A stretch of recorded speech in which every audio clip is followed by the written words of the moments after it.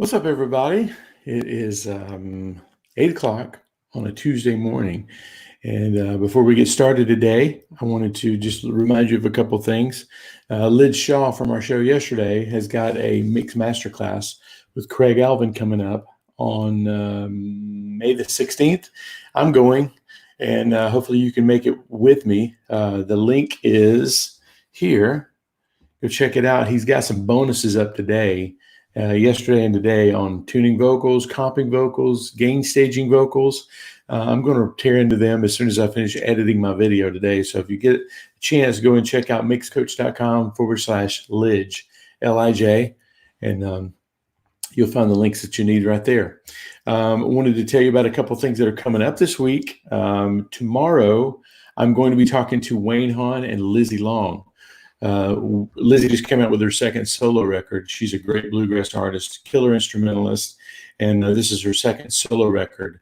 We cut the first solo record in Nashville at my house and did vocals there, did the band there and everything.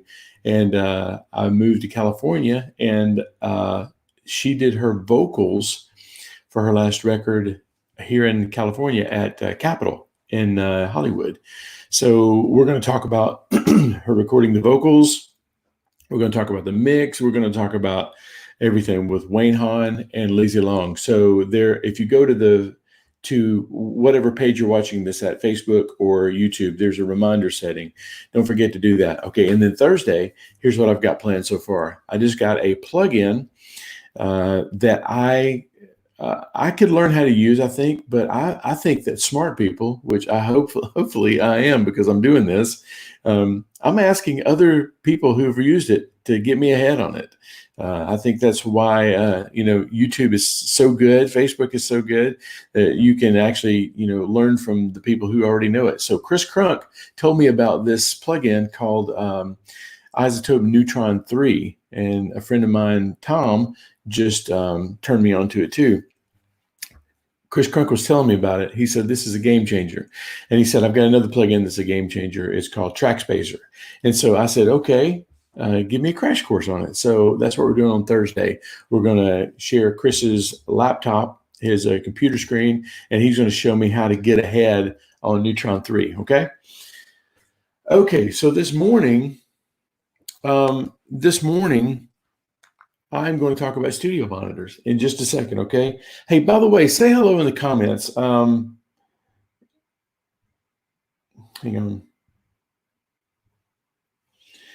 on. So this morning, I had a text thread to come in, and I didn't know exactly what I would be talking about this morning, but now I do. I've got a friend who is looking for studio monitors, and he said, hey, what's the best? Let me read it to you. He said, hey, what's the best studio monitors? And he asked several of us engineering friends in the $700 to $800 range.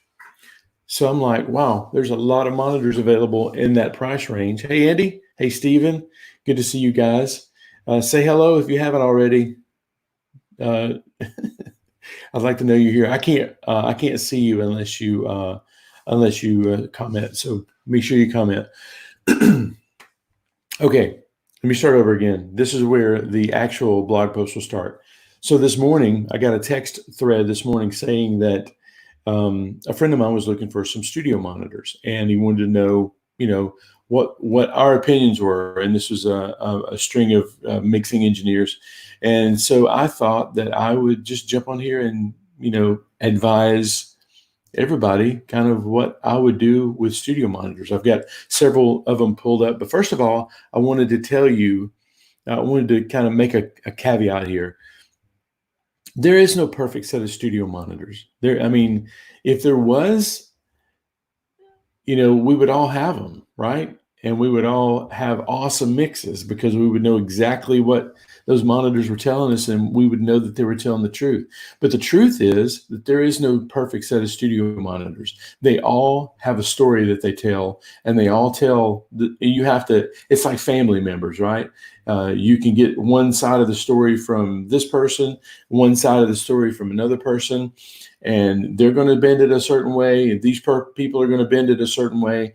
And you can, if you ask enough people, you can figure out what actually happened or or what their version of the truth was versus her version of the truth versus his version of the truth. And then you can assimilate in your mind what the actual truth probably was, right? Well, studio monitors are the same way. Studio monitors will bend the truth in certain ways. Some are more trustworthy than others, but you can get the story from some monitors and say, okay, I know that this is truth because they would not lie about that, right? So that's the way studio monitors are. So I want to show you a few monitors that I have used personally that I can vouch for, and I can tell you roughly what their story is going to be. Okay, so let me just start back. I was a recording engineer in Asheville, North Carolina, for 5 years at Asheville at a studio called Here, which is now called Crossroads, and we had a set of NS10s. Yamaha NS10s. They were the studio standard. You'll recognize them. They're a little black box with a white speaker in them. And Yamaha has tried to kind of make that look, but they're not the same speakers necessarily. I wish they would come out with them again. But anyway, those NS10s are not the best sounding monitors in the world. They're just not.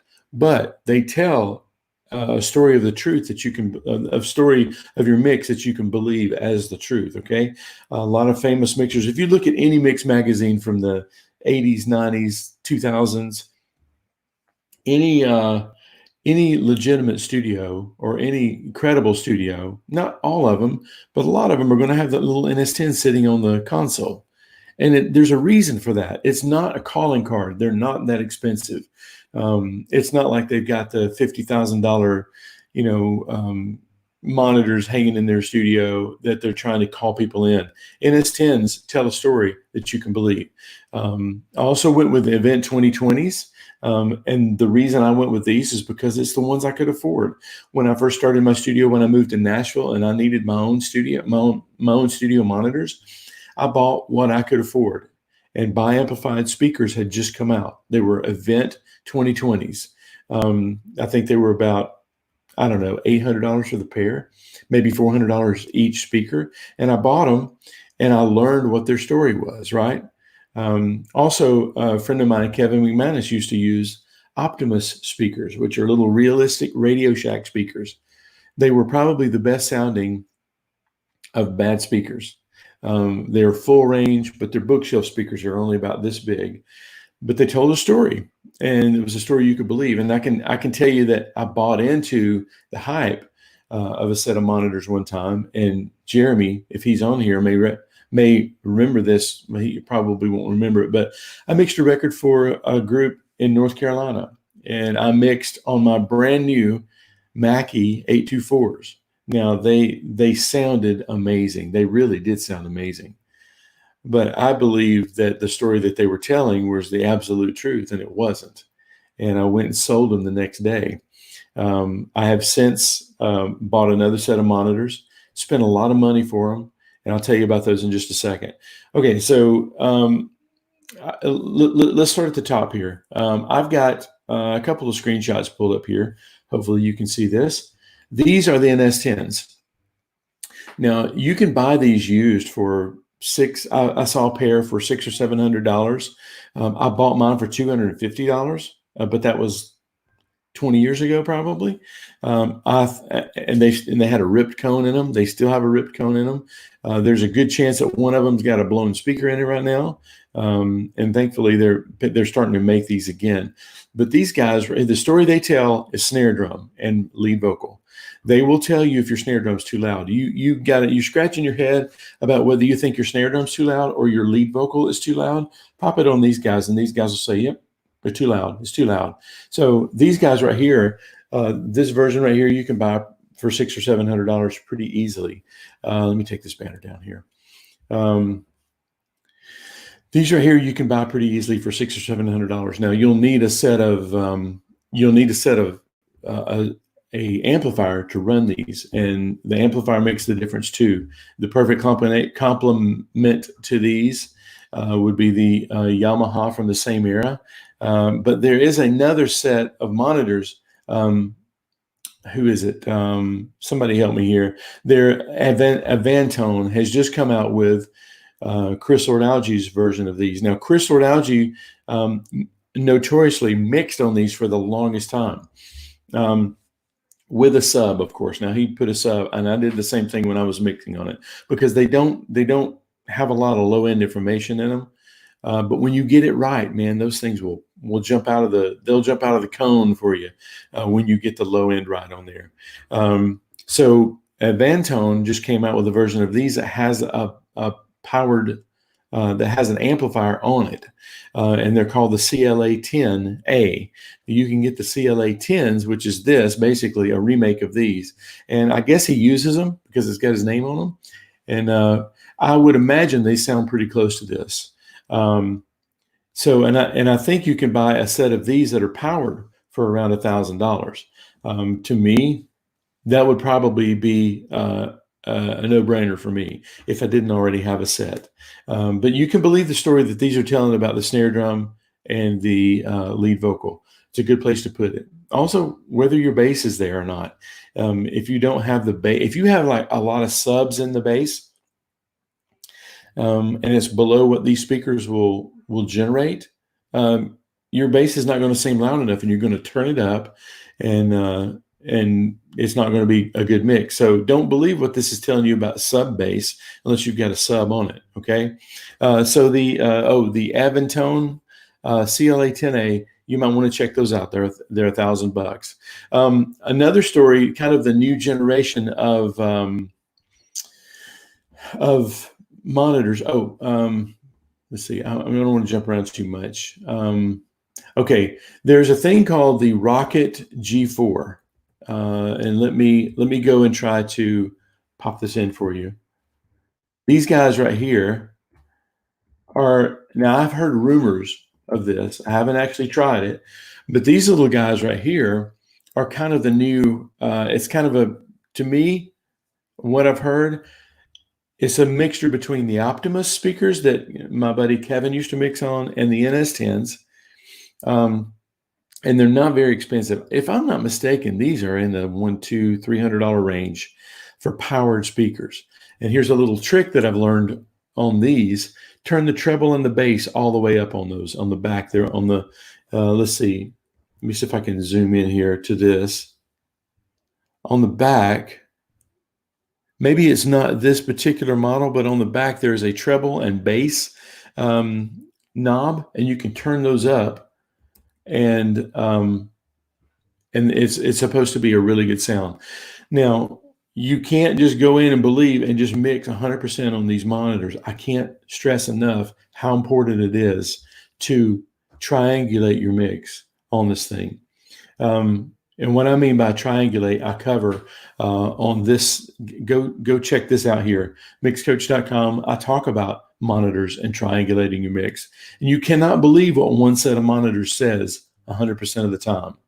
Well, you can, but you will have had to have mixed a lot of songs on it, right? You will have to know what this monitor is not telling you and what it is telling you, and how close you need to get to what you think is the truth based on what you can't hear on these monitors, right? So you can't do that. But these are good. These are I've heard them a couple of times, and they do sound really good. But a lot of guys in Nashville are taking these guys, turning into treble and bass all the way up, and just listening on that. So you might want to give those a try. I used to use these guys here. Let me find them real quick. These are called Event 2020s. These were the ones that I bought back in the day. When this is all I could afford, and they were great monitors, but I had to learn what they were saying, right? I had to learn that the low end was pretty true on these, because they had a bigger sub in it, and they were powered. And basically, you may be asking, how do you know what the story is? You take your mixes and you put it on there, and you make notes of what jumps out or what disappears, right? So use your speaker and the story to kind of tell you what these guys are telling you, right? The way I found out NS10s is because I would be mixing on another set of monitors, and I would say, is this snare right? And I would pop it over NS10s, and they would be loud. And I was like, oh, that's not telling me the truth. And I would go ahead and print it with a snare loud. And when I would get to my car or hear it on the radio or whatever, I would notice that the snare was too loud. So I was like, in a sense, told me that the snare was too loud. So that's how you start to figure out what the truth is. You have to keep listening to different monitors to triangulate what these guys are telling you. Like, this says the snare is too loud. This says the snare is just right. This one, it's like the Three Little Bears, right? Or you figure out where the truth is between those three stories, right? So use the NS10s, snare, vocal. The 2020s were the most ones. The ones on the screen were the best ones that I could afford at the time, and I learned the story on those guys. I bought the Mackie 824s. I didn't give them a shot. I know a lot of guys were mixing on those guys and were happy with it. But I foolishly, and you avoid this mistake, I foolishly believed everything that monitor said. And when I thought that the kick sounded good, I took it out to the car after I was finished with the mix, and it didn't sound good. And I sold them the next day. What I should have done probably is kept them and talk to them a little bit more, right? Learn the story that they were telling. Headphones would be another good way to, if you can't afford a nice big set of monitors, buy what you can and then complement those with what you have. You probably already have a set of monitors that you can ride around in, right? You probably have a good set of headphones. Listen to that story and figure out what they're telling you. I listen to Yamaha RHM5As. I think they're great. They're $50. I also said I have a set of these guys too, and these are I'm tempted not to put these up because they're really expensive, but they also bend the truth. These are the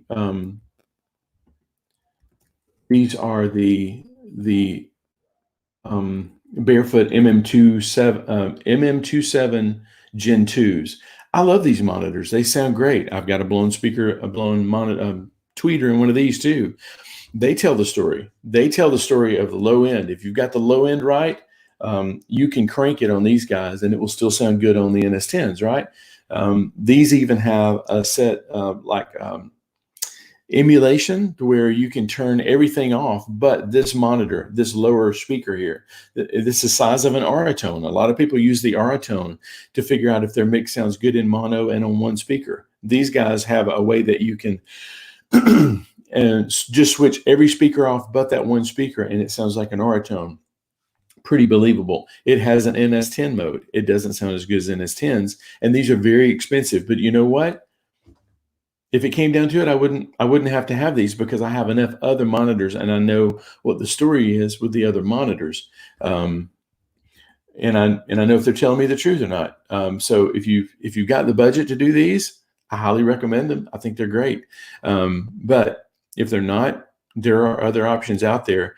But don't just mix on one monitors. I don't think I could properly mix a record on just these monitors. I would need to go back and forth for it to be consistent, right? So I wanted to mention just a couple that I've heard about that you may want to check out. Okay, the KRK Rockets, we talked about those.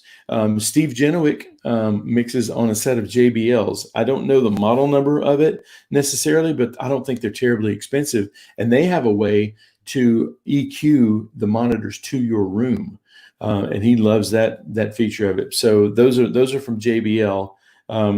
And if you can get that technology where you can like put a microphone up and basically this microphone and the software that it comes with will basically tell you where the monitors are maybe lying to you or where your room may be lying to you. So you might want to check those out. The Advantone, the CLA-10As, I would check those out. And here's the funniest story. One of my favorite mixers in the gospel genre, his name is Ronnie Brookshire. I don't know if he's watching right now, but he is a killer mixer. And he was one of those guys that I become obsessed with and, mixer crushed on because I thought everything that he put out, if you look at some of those, the Martins records that he did, and I'm talking gospel music here, but if you listen to some of the Martins records that he did, They were amazing. And I was like, I have got to find out what he is using for monitors. You know what he was using? You will have missed it if you weren't paying attention. But Peavey came out with studio monitors back in the 90s, and he was using the Peavey monitors. And I think probably to protect his image or whatever, he covered up the name of Peavey and he put Dung Tech on them. And I thought that was kind of funny, but you look up under the thing and it says Peavey under there. He was getting amazing mixes on those things. Yeah, Garth, Ronnie is amazing. But he was using Peavey speakers. Now, I don't know if he's still using them yet. I don't know if he is still using those speakers, but if I was him, I probably would be, because he had those things dialed in. He really did. But he learned the story that those things were telling, and how they, he might have been saying, these, I don't know, because I've never had the privilege of mixing on these things. I probably wouldn't mind picking up a pair, but I think I may have a picture of them here. Hang on. No, I don't have it. But if you look for Peavey studio monitors, you will see those on there. But Ronnie Brookshire, one of my favorite mixers, was mixing on those Peaveys, Dung Techs. Dungtek. So anyway, so let me just sum this up by saying, listen to the story that your monitors are saying. There are no perfect monitors. There is no one set of monitors that's going to completely shape your mix and make you completely happy with your mixes. So don't buy several. Use the resources you have. If I had to mix on my Bose headphones down there, I would know what to listen for. And here's another thing I would do. Listen to the mixes that bother you. I mean, you think, if I can leave you with one thing, is this. If you're still working on the same mix you've been working on for a year, finish it, because you're not going to learn anything from that mix until you finish it, right? Even if it's bad, print it, call it done, take it to the car, because you will listen to it separate. You will listen to it differently that way. Take it to the car, take a listen to it, or go to somewhere like Vintage King. If you're in Nashville, LA, I don't know where, I think that's the only 2 locations, but they have a wall full of great monitors that you can buy, from very inexpensive to very, very expensive. And take that mix that you hate and put it in there. Swallow your pride, take it in there, go listen to your mix on those monitors. Listen to what those monitors would have told you, right? And that's what I did when I bought my Barefoots. I had just finished a mix, and I was like, I was face palming this mix. I was like, and I went back and redid some of it, because the mastering engineer told me, this is what I'm going to have to do, and this is probably what it's going to sound like, unless you want to go back and fix it. So I did. I went right across the street, and I went and I picked out the monitors. I picked out the one that would have told me what the snare sounded like on this mix, because I wasn't triangulating enough, right? Finish the mix and listen to that mix on different monitors. You will listen to the mix differently that way. Take it to some friends who have different monitors. Listen to it on their monitors. You don't have to buy it. There's one thing, like one of the things I didn't want to do is buy the monitors and then take them home and listen to my mix on them, because your wallet says you spent a lot of money on these monitors. You better believe what they say. I wanted the mix to be better, and the price of buying the monitors was just an admission price for that.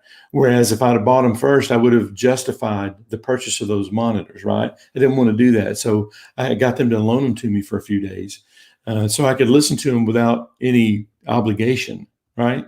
So I would recommend doing that. Listen to what your mix is saying to you through those monitors, okay? And then and one last little tip, and I'm really just trying to help you pick monitors here. Listen to. Now, I'll save that for another day. I was going to say listen to your room too, because sometimes the bad parts of your room, just like the bad parts of your monitor, will tell you something. Like if you have a big bass buildup in the middle somewhere, figure out if those other monitors do that, or figure out if other mixes do that. And if they don't, that's where you should start looking, okay? I cover a lot more of this stuff in the mixcoach.com. There's a resource there for you. just click the link, and there's a 25-minute talk on just becoming a more consistent mixer, and I'd love for you to go and check that out. Hey, I'll take a few questions if you have some. If not, I would love to put a pin in this, and hopefully this will have helped you some. I'll give you another couple minutes. Just want to say hello to a few people. Steve Klein, good morning, Steve. Thank you for coming this morning. Andy Peck, long time no talk. I think it's been a week or so. Adam, hopefully that helped. And you won't go and buy all the monitors I talked about. Hey, Tim Fugit. Hey, Garth. Tim Fugit says, did you say the PV model number? I did not. And if you can find them, I imagine they would be pretty rare. Let me see if I can find them real quick.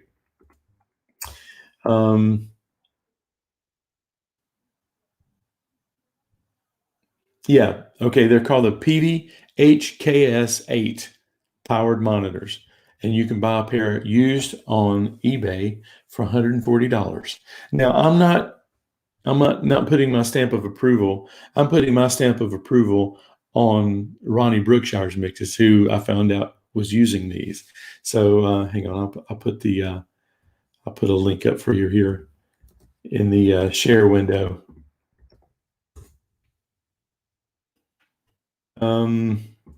Here. These are the ones. I think. I don't think PV made a whole line of them, but so anyway, Garth, thank you. I'd love to get you on here. Let's talk about next week sometime. You jump on here because I want to hear a little bit more about your viral video that you did. All right. Isaac Moreno said, "Thanks for your tips. It really has improved my service mix." Thank you, man. That's great to hear. Thanks, Isaac. There's the thing from Garth. I don't know if you've heard or not, but Garth jumped in early on this COVID-19 thing, and he was part of a video where a bunch of background singers sang. I'm sure you've heard it. But anyway, so Garth, you want to get on and talk about that sometime next week? Thumbs up. All right, man. We'll do it. Okay, I'll leave it for now. Okay, Steve, here's a good question, and this will be probably the only one I take today. Have you tried any of the plugins for listening through headphones, like Waves NX or Virtual Mix Room? I'm sorry, man, I have not yet. Anyway, I think seems like I downloaded the trial of the NX, and I never really put it through its paces. One thing that I am going to check out is a friend of mine just bought the speakerphone plugin, and it basically emulates things like that. So if you could get, in my mind, I'm thinking if I could get a plugin that would tell me what lies my monitors are telling me, and then just listen to the lie, it would move my mixing along quite a bit faster. So I haven't tried it out yet, but as soon as I do, Steve, I will let you know, and I will talk about it. Andy Peck says, I use SonarWorks 4. Takes some getting used to, but works great. Andy, educate me here. SonarWorks 4 is a plugin that emulates control rooms and speakers. I don't think it's a speaker. I don't think I've ever heard of SonarWorks speakers, but anyway, I may be showing my ignorance here. So anyway, for those of you who are looking for studio monitors, hopefully this will help. Okay, I'm going to call it a day, and I will tomorrow. Don't forget that tomorrow we're talking to Lizzie and Wayne about the record. Some tips in there about a little bit probably about the record that I cut tracks on too. How we cut our vocals at Capitol, and how we mix it here, and I just love Lizzie's records. I think they're great, and not just because I have a part of them. I think she has something special about her voice and her musicianship. So we'll talk about that tomorrow. Thursday, we're going to do a crash course on a couple plugins that I'm trying to learn from somebody who told me about them. So, and don't forget too that Lidge has got this masterclass coming up with. Yeah, he's got the master class coming up. Just follow that Mixcoach.com. Here, I'll show you real quick. Mixcoach.com/Lidge. And it is this course here, Ultimate Mixing Masterclass with Craig Alvin. So, and these Pro Vocal mix tips, they're going down next week, I think. So don't wait too late. He's put these are going away. It goes away Monday, May 11th. So don't wait too long on that. Just go to mixcoach.com/Lidge and you can see this. Get signed up. I'm going. Hopefully I'll see you there. Okay, I really am going this time. Thank you guys for watching, and I'll see you tomorrow. Bye.